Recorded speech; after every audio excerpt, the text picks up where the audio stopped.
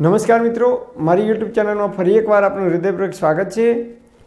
આજનો ટોપિક છે મિત્રો કે દુનિયાની અંદર જેટલી પણ બીમારીઓ છે, એસિડિટીથી લઈ અને કેન્સર સુધીની તમામ પ્રકારની બીમારીઓ, તમામ પ્રકારના રોગ, એ સિવાય જેટલા પણ તમને યાદ હોય, જે નામ આવડતા હોય, તમામ પ્રકારના રોગની અંદર આ માત્ર એક જ ઔષધિ કાફી છે।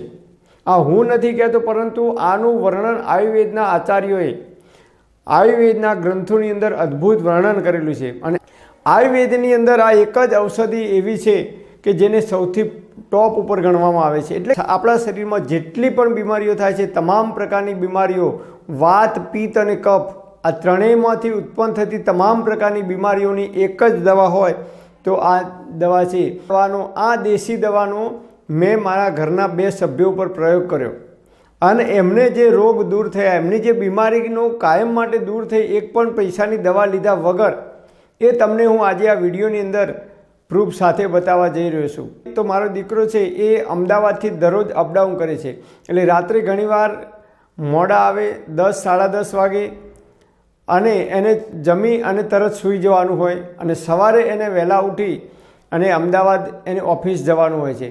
તો એને એક જ તકલીફ થઈ હતી, પેટમાં ગેસ થતો હતો, અને ઘણીવાર અવળો ગેસ થાય, જમ્યા પછી પેટ ભારે ભારે લાગે, અને એમાંથી ધીમે ધીમે એને કબજિયાતની શરૂઆત થઈ ગઈ હતી। તો એને ઓફિસમાં જાય તો ઓફિસમાં પણ એને માથું ચડતું, કામ કરવામાં મન લાગતું નહીં આખો દિવસ, કારણ કે એને કોમ્પ્યુટર પર કામ કરવાનું હોય, લેપટોપ ઉપર, એટલે એને ખૂબ માથું ચડતું હતું। તો એને મેં આ ઔષધિ આપવાની શરૂઆત કરી, ત્યારથી આજ દિવસ સુધી એક પણ રૂપિયાની દવા લીધા વગર એને પેટમાં જે ગેસ થતો હતો, અપચતો થતો, કબજિયાત થતી હતી, એ તમામ પ્રકારની બીમારીઓ જે હતી એની અંદર અદ્ભુત પરિણામ મળ્યું। એને આજે કોઈપણ પ્રકારની તકલીફ થતી નથી। નંબર 2, મારી મિસિસ, મારી પત્નીને ખૂબ માથું ચડતું હતું।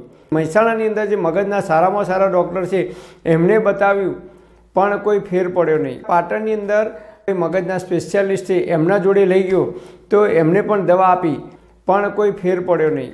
આજે એક પણ રૂપિયાની દવા લીધા વગર માત્ર આ ઔષધિનું નિયમિત પાન કરવાનું શરૂઆત કરી દીધી, તો આજે એને બિલકુલ માથું ચડતું નથી, માથાની ગોળી ગળતી નથી। આમ તો કોઈના મેરેજમાં જઈને આવ્યા હોય, બહારનું ખાવાનું થાય બપોરે કે રાત્રે રિસેપ્શનમાં, તો એને તરત જ પેટમાં ગેસ થઈ જતો, અવળો ગેસ થાય અને માથું ચડતું હતું।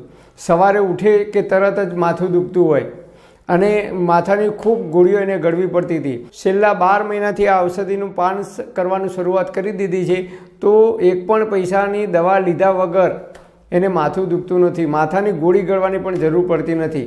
અને આ ઔષધિ છે એ માત્ર અત્યારે શિયાળામાં જ બનશે, ઉનાળામાં કે ચોમાસામાં નહીં મળે। આ ઔષધિ આપણે ઘરે જાતે જ બનાવવાની છે, બજારમાંથી લાવવાની નથી। ડિસેમ્બર, જાન્યુઆરી અને ફેબ્રુઆરી સુધીમાં જ આ તમે બનાવી શકશો, ચોમાસામાં નહીં મળે કે ઉનાળાની અંદર પણ આ વસ્તુ નહીં મળે। તો આનું નામ છે ત્રિફળા ચૂર્ણ। 3 ફળોથી બનેલું ચૂર્ણ છે, અને એને આયુર્વેદના ઋષિઓએ આયુર્વેદની અંદર રસાયણ ચૂર્ણ કહેવામાં આવી છે, કે તમામ પ્રકારની બીમારીઓની અંદર અદ્ભુત પરિણામ આપે છે। આની અંદર 3 ફળ આવે છે, હરડે, બેહડા અને આમળા। 1:2:3 પણ તમે લઈ શકો છો, 1:1:1 પણ લઈ શકો છો, 1:2:4 પણ તમે લઈ શકો છો, પણ સૌથી વધારે મોટા ભાગના લોકો 1:2:3 તરીકે આનો ઉપયોગ કરે છે। એટલે કે 1 વાટકી હરડે લેવાની, હરડેનો પાવડર, 2 વાટકી બેહડાનો પાવડર અને 3 વાટકી આમળાનો પાવડર, અથવા 100 ગ્રામ, 200 ગ્રામ અને 300 ગ્રામ, અથવા 1 ચમચી, 2 ચમચી, 3 ચમચી, તમારી પાસે જેવી રીતે માપ હોય એ રીતે તમે માપ આનું બનાવી શકો છો। અને આ રીતે ત્રિફળા ચૂર્ણ ઘરે જાતે જ બનાવવાનું। હરડે બજારની અંદર કરિયાણાવાળાને ત્યાં લગભગ 500 કે 600 રૂપિયાની 1 કિલો મળી રહેશે। હરડે ઘરે લાવી, ધોઈ, તડકે સૂકવી દેવાની, અને પછી થળીઓ કાઢી નાખવાનો હરડેનો, અને પછી એ હરડેનો પાવડર બનાવી દેવાનો। જરૂર પૂરતો જ પાવડર બનાવવાનો, બાકીની હરડે ઘરે મૂકી રાખવાની। બીજા નંબરમાં બેહડા। અત્યારે બેહડા તમને બજારમાં જોવા મળશે અને મળી રહેશે। તમારી આજુબાજુમાં ક્યાંય બેહડાનું ઝાડ હોય તો એના ઉપરથી અત્યારે જાન્યુઆરી અને ફેબ્રુઆરી સુધી તમને બેહડા ખૂબ પ્રમાણમાં મળી રહેશે। બેહડાના જે ફળ છે એ તમને મફતમાં મળી રહેશે। અને નંબર 3 આમળા। આમળા પણ અત્યારે જાન્યુઆરી અને ફેબ્રુઆરી સુધી તમને મળી રહેશે। તો આમળા ઘરે લાવી, જેમ બટાકા આપણે છીણીએ છીએ કાતરી પાડવા એ રીતે આમળા ઘરે લાવી ધોઈ સાફ કરી અને એને છીણ કરી દેવાની અને તડકે સૂકવવાની, ઘરની અંદર સૂકવી દેવાની. તડકે સૂકવશો તો એ કાળી પડી જશે. ઘરમાં સૂકવી દેવાના. પછી જે કાતરી આમળાની છીણ જે સુકાઈ જાય એને કાચની બરણીમાં ભરી રાખવાની. જરૂર પ્રમાણે એટલો જ આપણે પાવડર બનાવવાનો. તો તમે 1 વર્ષ સુધી એ કાતરીને સાચવી શકશો. પણ પાવડર બનાવશો તો આયુર્વેદમાં કહે છે કે તમે વધુમાં વધુ 6 મહિના સુધી આનો ઉપયોગ કરી શકો છો. પછી આની જે ઇફેક્ટ છે એ ધીમે ધીમે ઓછી થઈ જાય છે. એટલે વધુમાં વધુ તમે 6 મહિના સુધી આનો ઉપયોગ કરી શકો છો. બેહડા લાવી અને બેહડાને સૂકવી દેવાના તડકે. બેહડા સુકાઈ જશે તો એ 12 મહિના સુધી ખરાબ નહીં થાય. હરડે પણ 12 મહિના સુધી ખરાબ નહીં થાય. બેહડાને પણ ભાગી એની અંદરથી ઠળીઓ કાઢી અને એનો પાવડર બનાવી રાખવાનો. અને આ રીતે 1:2:3 એનો પાવડર બનાવી અને ત્રિફળા ચૂર્ણ બનાવી દેવાનું. ઉપર તમારે ડેટ લખવી હોય તો આ રીતે ડેટ લખી દેવાની કે ત્રિફળા ચૂર્ણ અને ડેટ લખી દેવાની, જેથી કરીને તમને ખબર પડે કે આપણે કઈ તારીખે ત્રિફળા ચૂર્ણ બનાવ્યો હતો. તો એક માર્કર પેનથી ઉપર લખી દેવાનું ત્રિફળા ચૂર્ણ અને ડેટ, એટલે ખબર પડે કે ભાઈ કેટલો સમય આપણે આ પાવડર બનાવે થયો છે. તો આ રીતે તમે ત્રિફળા ચૂર્ણનું નિત્ય સેવન કરશો.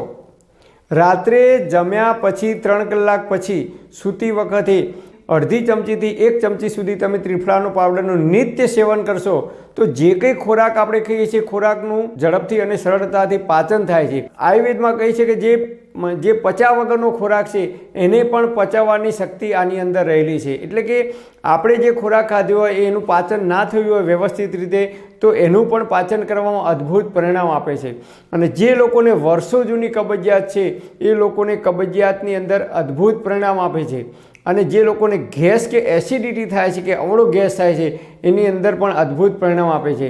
તો ગેસ થતો હોય, અવળો ગેસ થતો હોય એના લીધે માથું દુખતું હશે તો એ તમને એની અંદર અદ્ભુત પરિણામ મળશે. હું દર વર્ષે આ પાવડર બનાવું છું. જરૂર પ્રમાણે પાવડર બનાવી અને મારા ઘરના સભ્યો દરરોજ રાત્રે સૂતી વખતે 1 ચમચી અમે આનું નિત્ય સેવન કરીએ છીએ.